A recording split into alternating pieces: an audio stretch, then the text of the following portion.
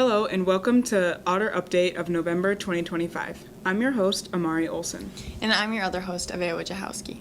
Hey Amari, how's your day been going so far? My day's been good. How's yours? Good. I'm really enjoying my digital design class. In fact, there are a lot of cool stuff happening in KSS Classroom right now. Let's start the show with a spotlight on a few of them. Do you have any Fergus Otters kit in your closet? I do. I have a hoodie and a t-shirt. Our senior reporter, Reese Thacker, has a story on how the sales and marketing class run Otter Outlet.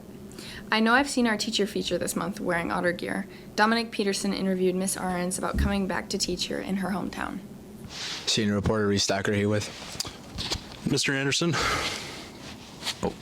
And I'm here to ask him about the student store. What makes this store a student store? Well, it's the students, kind of like that, right? The students get to do everything from run it up. You design, you get to make the product, you go through the sales process, the marketing process, and then you get to go through the buying of stuff. I mean, you kind of go through all the aspects of running a small business, and it's all done by you, the students. I'm just there to help you guide through the way, but you get to run the store. Senior reporter Reese Thacker here with Aiden Godwin. And I'm here to ask him about the Otter Outlet.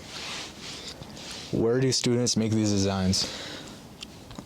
So in the room we have iPads, and they have different websites for us to use where we can create the designs, get ideas for designs, and then put them on the piece of the merchandise before we print them so that we see how they look and see if we like it or not and what we can change.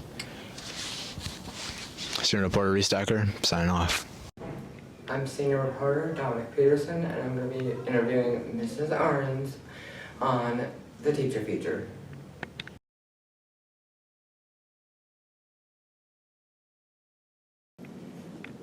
I'm senior reporter Dominic Peterson here with Emily Ahrens. I teach high school biology.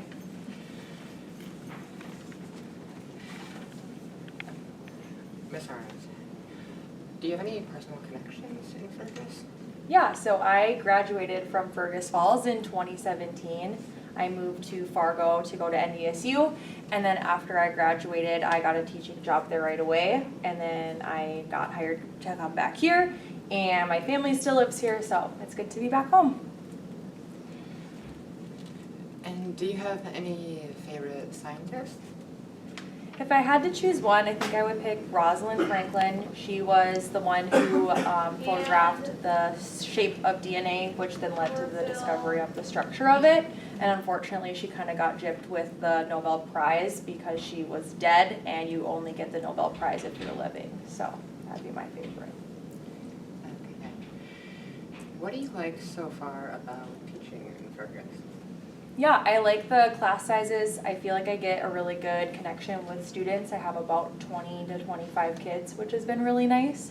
And I love how everyone is involved in different activities. I feel like at my old school, kids weren't involved a whole lot, but here everyone is in different sports and activities. I think it really leads into like the whole small town community and the small town feel. So I've really been liking that too. Yeah. Follow-up question to that. Mm-hmm. What are your teaching methods with the students? Yeah, I do a variety of different methods. I do different styles of notes. We like to do a lot of labs and different activities, hands-on stuff, because science is a hands-on process. And just group work, individual work, all help with the learning process. So. And how have you and have you been engaged with the students?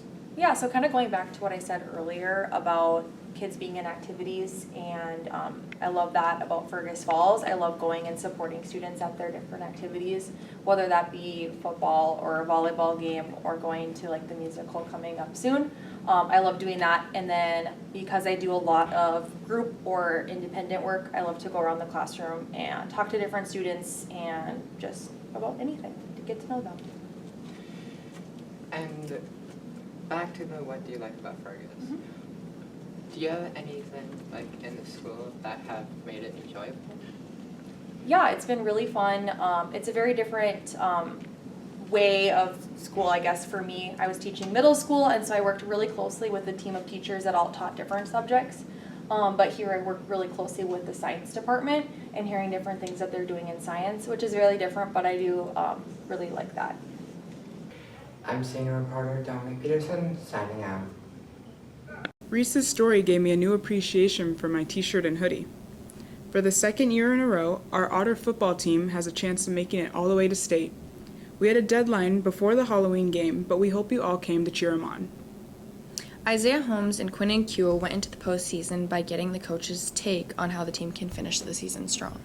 Speaking of a strong finish, students in Mr. Hill's work-based learning class incorporated working in the community businesses to get their final grade. Kyle Corby and crew peeked in on how it's going for 2 work-based learning interns. Senior reporter Isaiah Holmes here. We're going to be talking about football. Let's get into it. Senior reporter Isaiah Holmes here with Mason Noland. How's it going, Mason? Very good. How are you? Doing all right. So we're going to talk about the football team here a little bit. What are your thoughts on how the season's going so far? Pretty good. We lost a lot of seniors last year, and there's a lot of unknowns, but a lot of guys stepped up, got in the weight room, and we're kind of rolling this year. So very good.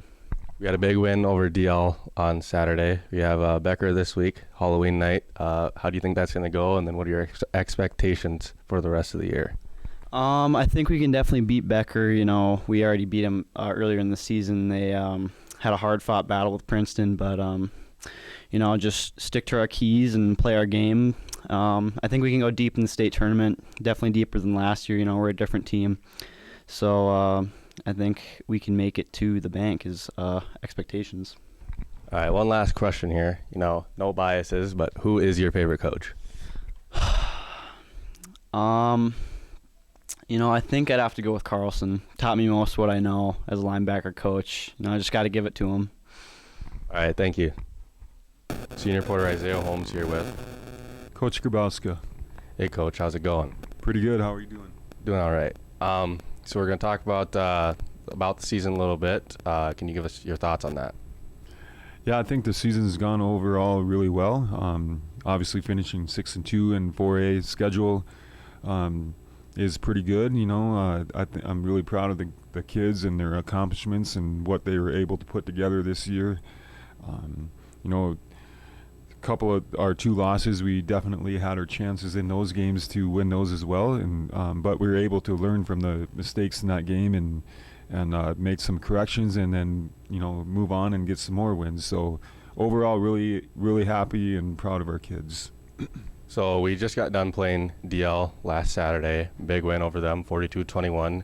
We have Becker coming up this Friday, Halloween night. What are your expectations for that game, and then also moving forward after that? Yeah, you know, we played Becker early in the season, obviously getting the win. It's always hard to beat a team the second time around, but I'm really confident in our kids. I think they have what it takes to get the job done. We just got to have a good week of preparation and focus on the process of winning, is what we always say. You know, I think the ceiling is really high for our kids. I think they can go a long, long ways, and if they, you know, kind of dig in and put their minds to it, you know, the sky's the limit for them. Senior reporter Isaiah Holmes signing out. Back to you. Welcome to Running Stitches Embroidery, where we can make all your embroidery and screen printing needs come true. From outfitting your business team or softball team, we can help you out. We offer a wide variety of apparel and can decorate it as you wish. With Christmas right around the corner, now would be a great time to stop in and design a wonderful gift for a loved one. Stop by Running Stitches, where it is always a great situation. I'm senior reporter Ian Meyer, and today we are going to be interviewing some students for the work-based learning program at KSS. I'm here with Zaira Midurkawa. I'm here with Emmett Rognus. Where are you interning at? I interned at the operating room, emergency room, and ambulance. And where are you interning at?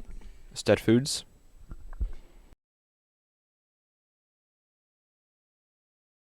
What are some skills that you developed? Communication skills and handling urgent things calmly. What are some skills that you developed? Critical thinking, problem solving, perseverance.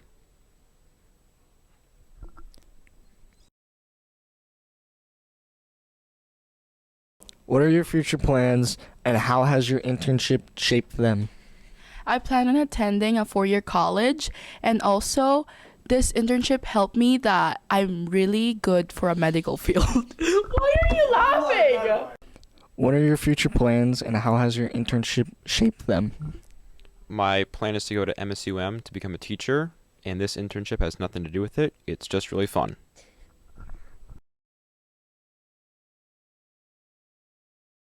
Now, what are some highlights? I watched a C-section, I watched a patient get resuscitate, and I went to Fargo for a transfer. Wow. And what are some highlights?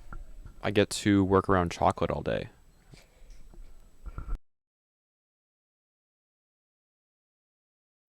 How have your perceptions changed? I realized how important every second is.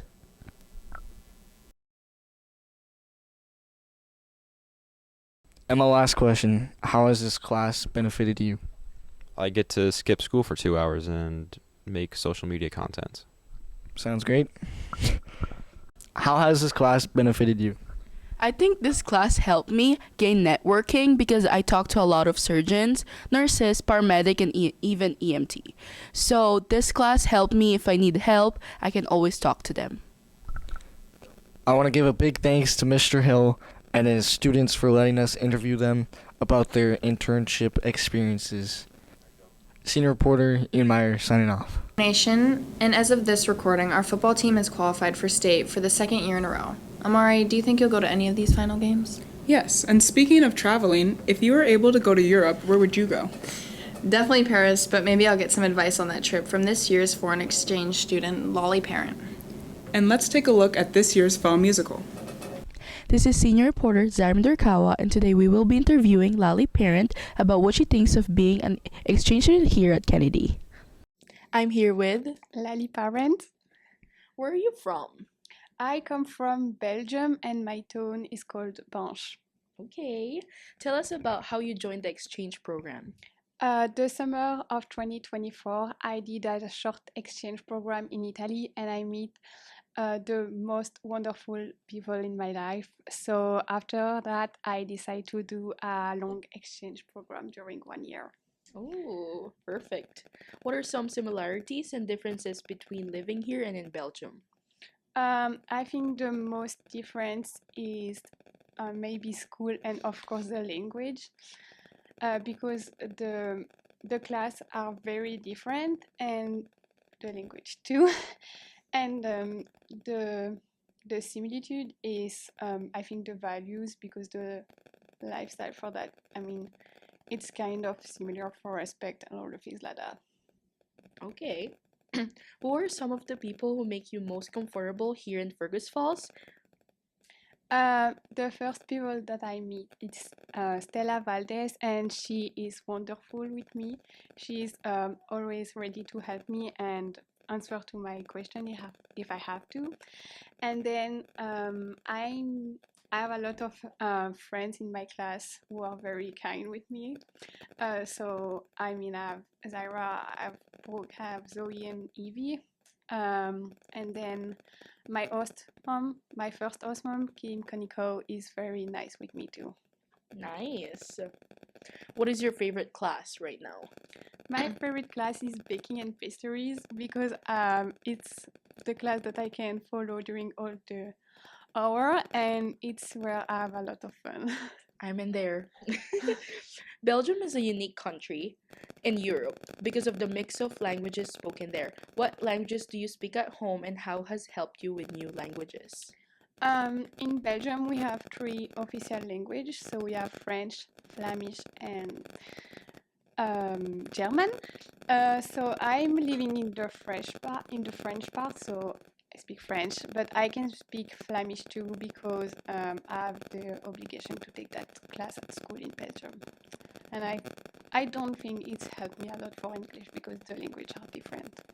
Okay. What are some of your favorite places in Belgium that people should visit?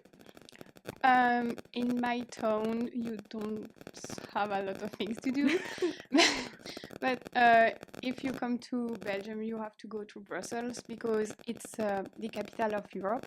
So a lot of important monuments are there, and it's just a very funny city, and you can do all the things that you want there, and you can see a lot of historic monuments and modern monuments. And then you should go to Bruges because it's a very old city, so there is a lot of story there, and it's called the Venice of the North because there is a long river who travels there. Okay. What's your favorite Belgian style food and what's your American style food? My favorite food in Belgium is French fries with chocolate, and here it's taco in a bag. I love taco in a bag too, and I love chocolate. Thank you. You're welcome. That was my interview with Lally about what she thinks of being an exchange student here at Kennedy. This is senior reporter Zaira Midorikawa signing off. The first time you take opioids will be the best you feel in your entire life. After that, you will find yourself reaching for that high over and over again, never being able to reach it.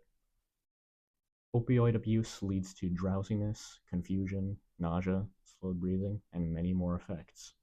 This includes death if you never stop chasing that high.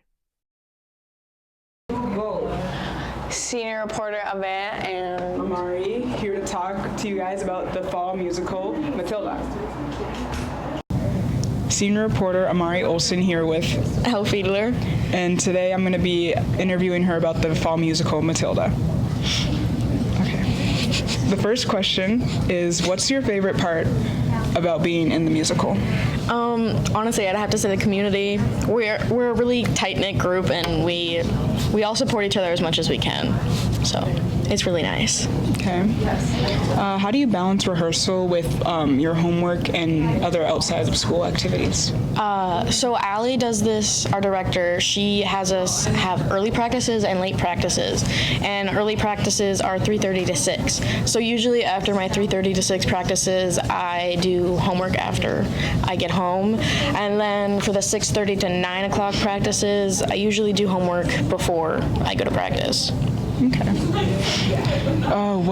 What's been the most challenging part about your role in the musical? Okay, so my character's called Alice, and she's a kid, obviously. But honestly, the hardest thing is remembering how to act like a kid again, and then making it times 10 with your facial expressions. Okay. Can you share a funny story or memory you have from theater? Marissa is really gonna hate me for this, but if she even sees it. But Marissa, we were doing warm-ups at theater, and Allie, our director, gave us our 2-minute warning, and instead of saying thank you 2, like we're supposed to, Marissa said thank you 10. So now every single time that Allie gives us a time warning, we acknowledge like the actual time, and then at least one of us says thank you 10. Okay. Last question. What do you want the audience to take away from this performance? That we worked really hard on our performances, and sometimes it's okay to be a little bit naughty, and even if you're little, you can do a lot. See our shows November 13th through the 16th. Senior reporter Avea and Amari signing off. That was really cool to hear Lolly's story. Yep, I think we should go visit Europe someday. There's so many cool things, especially the food. Speaking of good food, you know what holiday is coming up? Thanksgiving. Let's turn to Ty Lewis and his group who set up a Thanksgiving trivia game. And it also sounds like Miss Christensen's multicultural communications class enjoyed their field trip. This is senior reporter Nadia Carlson here to interview Olivia Rockholt and Cooper Christensen about their intercultural communications class trip, as well as Mrs. C about teaching the class. I'm here interviewing Cooper Christensen and Olivia Rodcole about their intercultural communications class. My first question is, what is intercultural communications? Intercultural communications is a class where we learn about the verbal and nonverbal differences of how different cultures learn and interact with each other. Interesting. My second question is, what is your favorite thing about the class? My favorite part of the class is probably the group discussions we have at the end of each chapter. My favorite part of the class is probably just talking in general about all of these issues and yeah. A third question for you. How has this class changed you? I think this class has changed me in the sense of it's opened my eyes to the issues that having problems with intercultural communication can have on you and how you might correct those issues. I personally don't believe that it's changed me, but it's widened my horizons in whatever is going around in the world. I know that you guys recently went on a field trip. Where did you go? So we went to the Fargo Adult Learning Center, and then we also went for our food, we ate at T's Tacos, which is indigenous food, and we ate it at the Plains Art Museum, which was very fascinating. And we also went to 3 international markets in Fargo. So, what was the most memorable thing you guys did on the trip? The most memorable thing was probably being at the Adult Learning Center and being in the classrooms where they are teaching the immigrants English. It was really cool to see how repetition can help them build those skills really well. My most memorable part was meeting all the people, talking to them, and seeing where they're all from. Would you recommend this class to other students? Absolutely, especially if you are considering a career that would involve you being around a lot of people from diverse backgrounds. I think it could help you a lot. I agree with what Cooper said, and also you get a great teacher, Mrs. Christensen. So. Perfect. In fact, let's go see what Mrs. C thinks about teaching the class. I'm here interviewing Miss Christensen about her intercultural communications class. My first question for you is, what is your favorite thing to teach students? I think my favorite thing to teach students is just how to be able to adapt to other people's cultures, whether it's, the way that they learn or the way that they communicate or disagree. The more that you understand other cultures and are able to adapt to them, the easier life is going to be. Yeah. And how have you seen this affect students?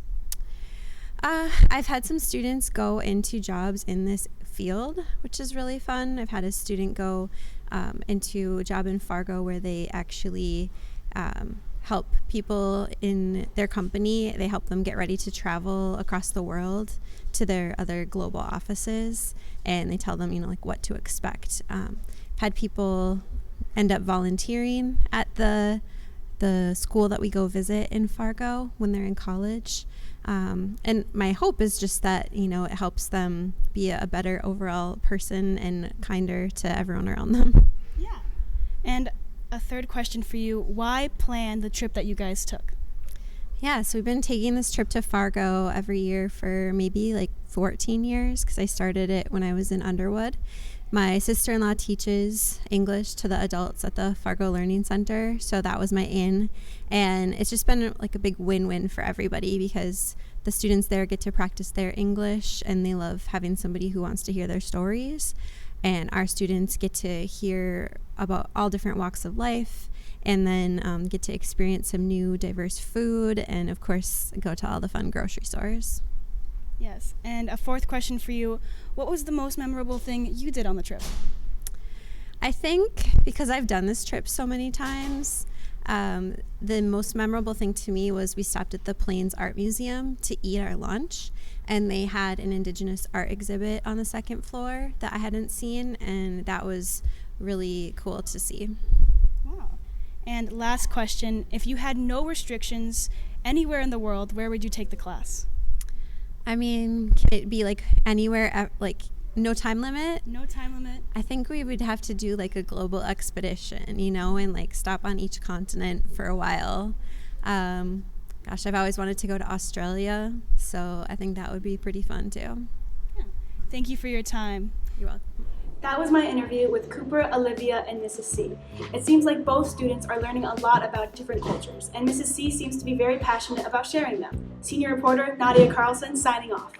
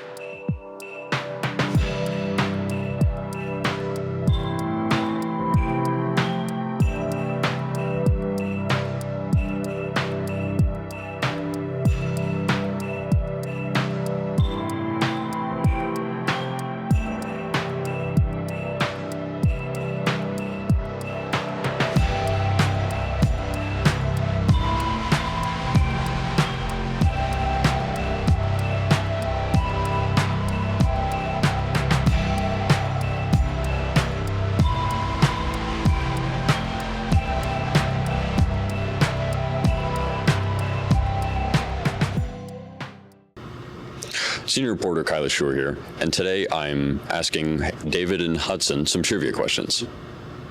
With Thanksgiving right around the corner, we decided to ask some pedestrians in the hall some trivia questions. So, David, what is the month of Thanksgiving in? November. Good job. And Hudson, what is the scientific name for a turkey? Don't overthink it, it's turkey. That is very wrong. It is Milagris gallopavo. Decent. All right, David. What is the most common dish served at Thanksgiving? Turkey. You are very correct. And back to you, Hudson. What is the sound of leaves rustling in the wind often referred to as? Rustling. Syntherism. And David, finally, for your third question, what is the main ingredient of pumpkin pie? Pumpkin. Very good. And Hudson, which founding father referred to the turkey as a bird of courage? Thomas Jefferson. Benjamin Franklin. I was gonna say that. That's crazy. All right. Well, it looks like we have a clear winner here with David knocking this out of the park with this totally not rigged game of Thanksgiving trivia. Thanks for playing, guys. After that first spectacular round of trivia, we're on to our next group of competitors, Kane and Mason. Senior reporter Kyla Shore here, and today I'm here with Kane Nold. Mason Donway. And today I'm going to be asking them some trivia questions.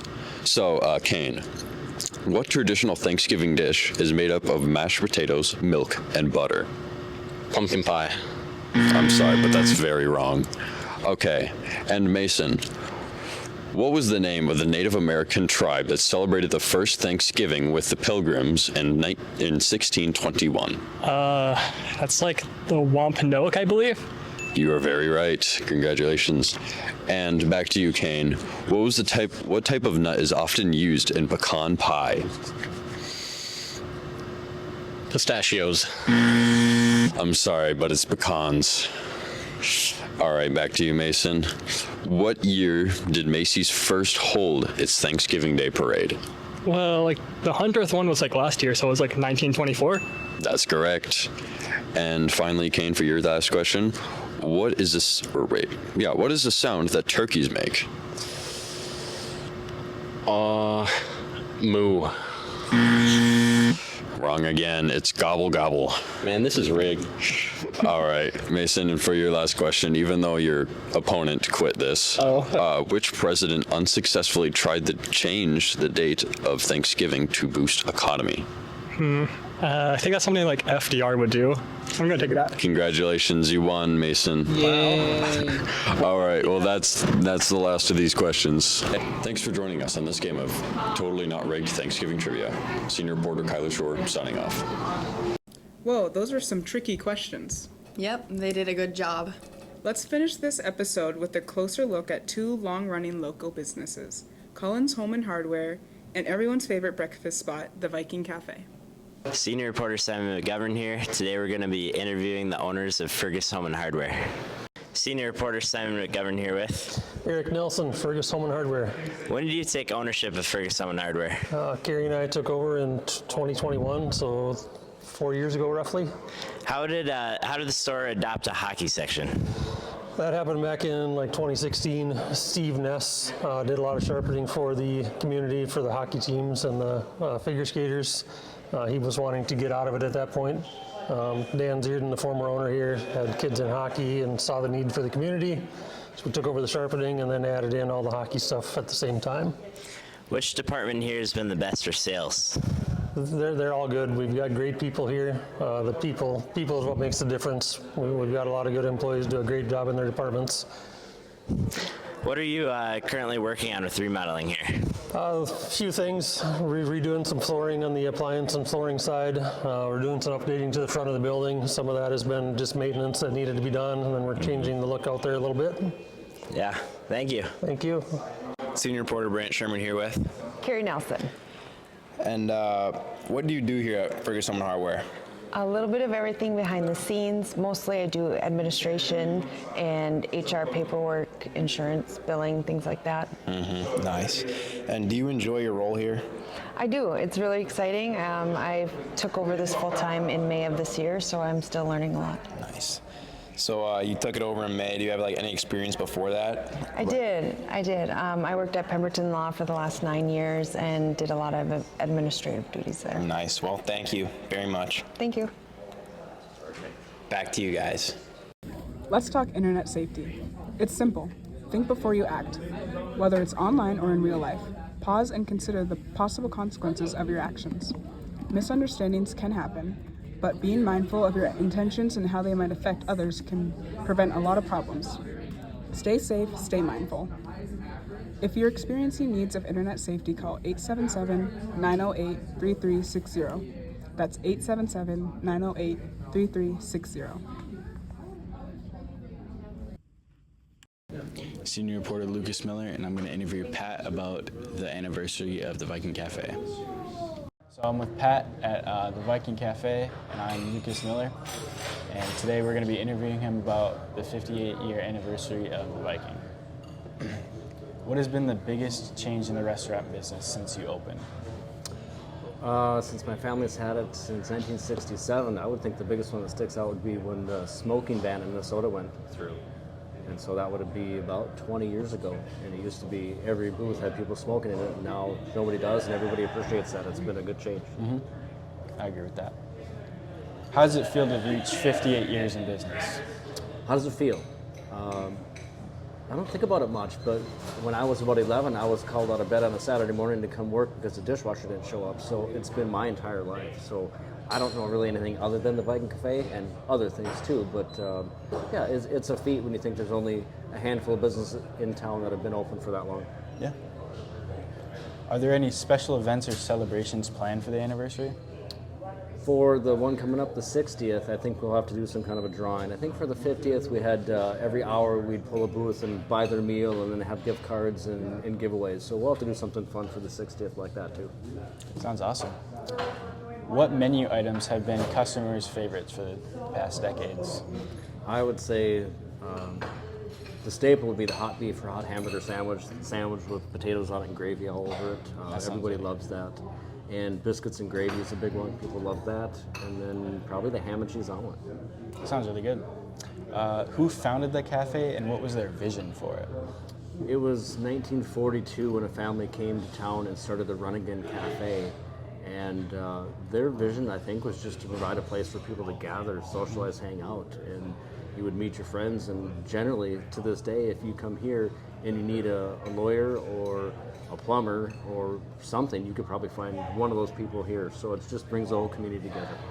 That's kind of awesome. like a gathering spot. All right, well, that's all I had. So. Sounds good. Well, thank you. Yep. Senior reporter Lucas Miller signing off. And that's a wrap on this month's Otter Update. Avea, you have anything to add? No, I think that's everything. Stay tuned for a few of our class contributions to an Otter Update tradition, the Banana Short Series. Until next time, Keep it classy, KSS.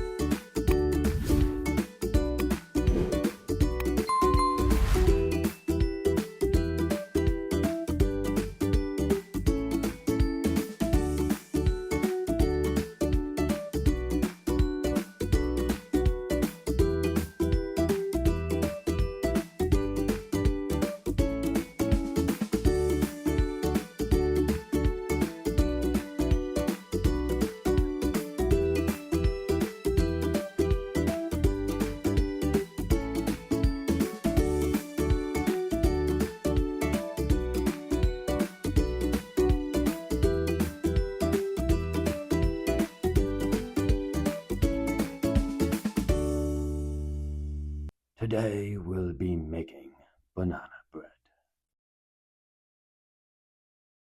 First, you will want to find perfect banana.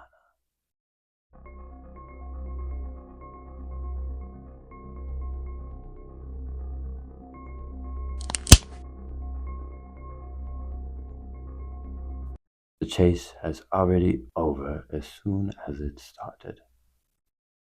The banana has less stamina than an average person, so just keep chasing it.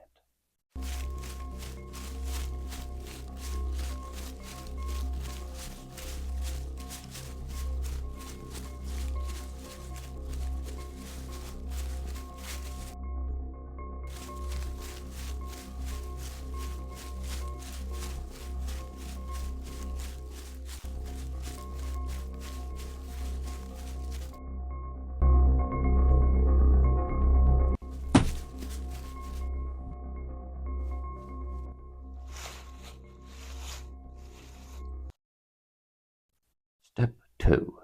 Euthanize the banana.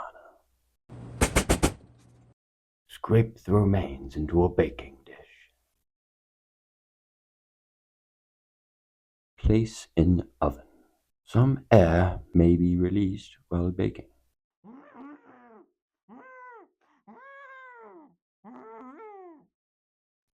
Remove from oven once ready. And there you have it. Banana bread. Bon appetit.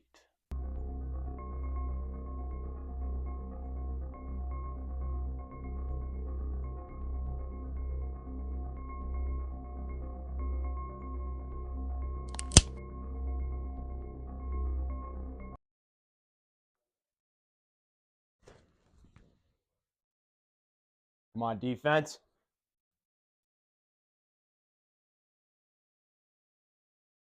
Whoa! Let's go! Dang it! You're a Packers fan? You're a Cowboys fan? Yeah. How's Micah Parsons, buddy? How's he doing? Back up, buddy. I'm serious. Really? Back up. You wanna go? You wanna go?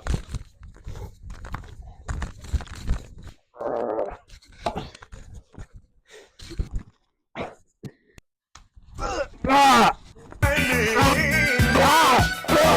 There was Funky Billy Jean and Little Sandy John.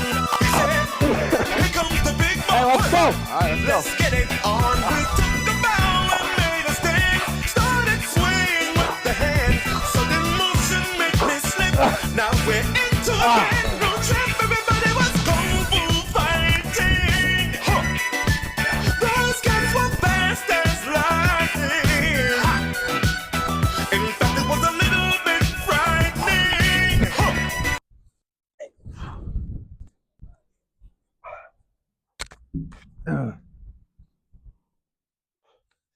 Get on this chair, man. Oh, hey. Oh. Ah. Jeez. It doesn't take a lot to get under your peel, does it? Get in the game. Cowboys. Come on. Say hi. Come on. Yes! Woo! Oh, well. Wait. We tied. I guess everybody's a winner. Well, you want to go to Taco Bell? Heck yeah, I do, buddy. Oh, wait.